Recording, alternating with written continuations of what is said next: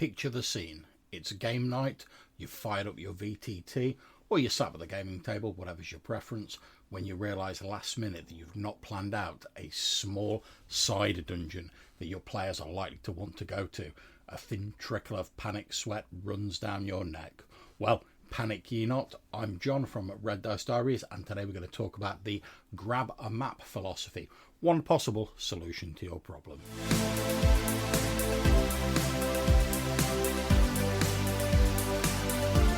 So, what is the grab a map philosophy? Well, as the name says, go onto Google or insert name of search engine of preference and just type in something like D&D battle map or something similar to that. If you've got some idea about the terrain where the location is to be found, like swamp, desert, whatever, then add that word in as well to your search. When the search is done, most search engines have a tab you can click on to show images. Do this and you'll immediately be greeted with a veritable horde of combat maps. Now, you might say, well, why not just use a random map generator? And well, you certainly can do. There's nothing wrong with that. But one of the advantages of using a Google search to look for ready-made maps is that the maps will normally have been produced by someone for a website or a dedicated cartographer, like Dyson Logos, for example. They usually have cool names or some suggestions as to what type of location the map depicts. This can provide some great inspiration for you to quickly fill in and add some additional flavour to the map or dungeon in your game. As an example, I've just clicked on a Dyson Logos map called the Fallen House of Githalion, and I'll put a link to that in the description so you can have a look at that. If you've not heard of Dyson Logos, his map work is absolutely amazing. You should definitely check it out. And again, link in the description below. The description that he puts with this map on the website is: the old church sits on a low mound hidden among the white aspen trees that have grown around it, and in some cases through the outer stonework of the structure. The House of Githalion was a place of respite and quiet away from the city, and that feeling is still strong here in the daylight, although the slightest breeze makes the leaves of the aspen clatter and shake, sounding almost like running water from a distance. When the master of the temple passed on, the church was maintained by a few acolytes for a while, but other tasks and employ ate away at their time, and the structure was abandoned to the wilderness. There's further description, but even reading this small amount gives me some great ideas for how I could use this map in my game. Now, once you've got your map and you've looked at whatever description there is on the website, assuming there is any, look through the descriptions, names, etc. that come with the map and cross out anything you don't like or you feel wouldn't really work in your game. Focus in only on the stuff you want to use, and that might just be the name, or there might be nothing in the description that you like, but you just think the map looks really cool. But if there is something you like, write down in bullet points the elements that you do want to keep. So in our example, I might write down the following: House Githalion, old church, away from the city, abandoned to the wilderness. And you should use these bullet points to quickly ask yourself some very basic questions about the dungeon and answer them in ways that fit within your campaign world. So to continue our example, the questions I might ask would be: who are House Githalion? Who paid for the building of the church? Why is it so far away from the city? And why was it abandoned? The answer to these questions don't have to be very detailed at first. Hell, you might want to leave the answers blank and come up with them in game if you're comfortable with doing that. They just need to be enough for you to feel comfortable to run this area, this dungeon or whatever in your game. So I've come up with some quick answers for our questions as I might use them in my ongoing OSE game, Smoke and Snow. These answers took less than a couple of minutes to come up with altogether. So first of all, House Githalion is a noble house who were very religious and followed Leander, which is one of the gods in my setting. House Githalion donated the money to the church in return for certain concessions. It was built away from the city in an area where a famous crusader belonging to House Githalion made a last stand during a conflict where they fought for the church. The reason it's been abandoned is because House Githalion has recently lost its link to the church, as rumours about the diabolical practices of the last few heads of the house have become impossible to ignore. The churches allowed the chapel to fall into ruin to distance themselves from House Githalion. The other advantage of coming up with these quick questions and ideas, as well as adding a nice little bit of texture and detail to your campaign world, is that it gives you a guideline for how you can quickly stock the dungeon. So in our example, the church was once funded by a crusader house, so I'm going to scatter around some rusty armour and weapons as loot. Maybe there are some traps and fortifications in case the church was ever besieged, or a concealed family heirloom, which might be a magical item. It's built on the site of a famous crusader's last stand, so I'm going to put a statue of said famous crusader in the largest chamber, and probably mention some carvings of the noble house's coat of arms dotted around the place. Perhaps the diabolical leanings of the noble family in modern times have corrupted this particular building, so there might be a concealed altar or a summoning circle and some corrupted creatures or minor devils lurking around, depending on how much I want to lean into that aspect of it. The church has been abandoned in the wilderness for years. Its distance from the city and evil reputation means it's not really been looted and has become overgrown. So there'll be encounters with animals, perhaps some bandits. You could throw in some interesting flora or poisonous plants, mushrooms. Let's face it, us OSR heads love our fungi in games. Whatever you think is appropriate.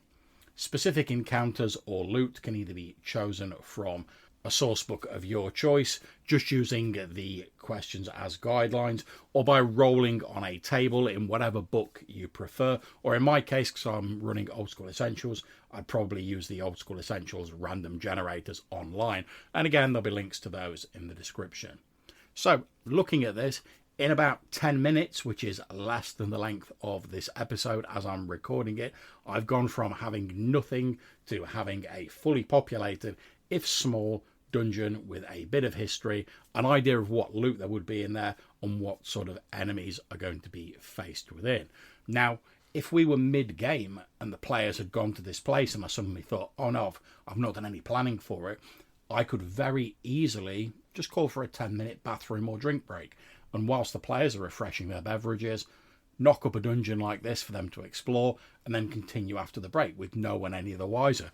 Unless they've listened to this episode, of course. But to be honest, even if you say to your players, oh, sorry, I hadn't planned this, grab a break for 10 minutes while I just sketch some stuff out, most players will happily give you that 10 minutes because they appreciate the fact that they're going to get a better game out of it as a result. Now, if you use this method, you might not have time to print out a miniature scale version of the map, get all your terrain and miniatures or whatever lined up, or import it into your VTT of choice, set up the lighting and stuff like that. But in my opinion, whilst all that stuff is really nice to have, and fair play to you if you love using your miniatures, I personally love setting up my VTT maps, and it's great and can add a lot to the game, but it's not 100% essential. It's nice to have, but you don't 100% need it. After all, you've already got a rough map to aid in your description and perhaps selectively show to your player party. And, let's face it, the most important thing of all, you've got a cool location with some interesting adventure potential for your player party to explore. And just because you've only come up with the bare bones of it, and you've asked a few questions, you've got a few little details in there, doesn't mean that you have to come up with it all at the start. As we said earlier, you can come up with some of it in play. So for our example dungeon, let's say the heroes are exploring it, they find one of the coat of arms, and one of the player characters is like, oh, well, I'm a noble, would I know anything about House Githalion? You can use the fact that, oh yeah, they've got an evil reputation, they used to once be in with the church, they were great crusaders, but more recently the line has fallen into darkness and rumours of evil sorcery sort of dog the members of the house. You can use that to spin off and further develop based on what your players are interested in and what they discover whilst they're wandering around the map and exploring the area. And that goes for other things as well. So let's say they do find a concealed altar or a summoning circle in this sample map. How did the summoning circle get there? Was it built before the church was abandoned, and that's what led to the abandonment and them finding out about the house's dark ambition? Or Was it a case that the members of the house came along after the church had been abandoned, seeing no reason not to keep using the building now that pesky church was out of the way? Do they still use it? In which case, maybe you throw some cultists or some evil magic users in there. There's a lot of stuff you can do to further develop this if your players are interested in it. And another great thing about this is when you finish the session, you've got all this detail there and noted down. So you can upload the map into your VTT, label it, etc. You can note down what happened. Like if the players pushed over the statue of the Crusader, you can note that down and that it's broken. If they found whatever loot's there or they missed some of the loot, you can note that down. And then if they do go back to the location later on for whatever reason, like maybe they run into some members of House Githalion in the future and they're like, oh yeah, there was something about them in that old church you went to like ages ago. Let's go back and have a look at it. You've got all that stuff there. You're now much more prepared than you were initially. And all of that from grabbing a quick map off the internet. And to be honest, you don't even have to use the internet. You could look at any published adventure to do this and just yoink a map out of it. After all, if you're not streaming your game, you don't have to worry about what maps you're using. You can use whatever. So with just that 10 minutes of investment, you've got a great adventure site. You've got some ideas of how to stock it.